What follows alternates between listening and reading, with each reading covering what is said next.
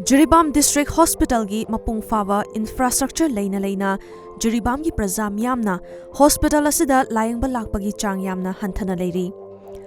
Kumja lisingani tara taruki October 13 da matam madugi Chief Minister Okram Ibobi Singna haunabi matung ina sangaduna Jiribam gi praja da khusin naramlaba mathol ani longba famung yankhai leiba hospital asidi awat pakaya leiba miyamna thajadabagi achoba maram ama oihori.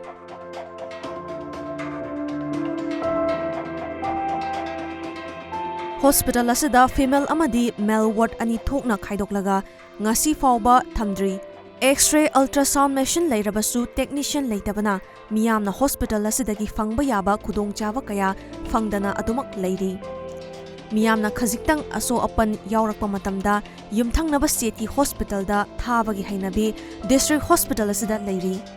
Masimak tauhaningde haina Uchathol Pioneer Club ki Finance Secretary L Sadanandana pendaba wafam sing fongdorakli. Leiriba hospital asi maming khattagi tare maruina medical hospital haiba pot asi akhoi praja ge damuktadi yam asuki matik yamna maruiba kano mani sangdaba yadraba masigi sangdaba yadre pot asi Jiribam da hujik leiba condition asidi hospital haiba matamda yam ikainingai oire maramdi khudong chaba pot amata haiba si akhoi praja mayam da piba ngamde haina lobujai.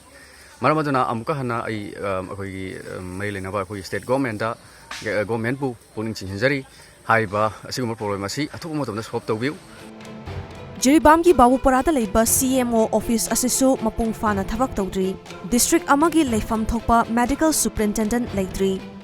Hospital asida deputy superintendent amana chief medical officer oina puduna leiri. Hiramasi gi matangda All Jiribam United Club Association gi Vice President Mutum Premchandrana Medical Superintendent ama lehaningbagi apama fongdokhi.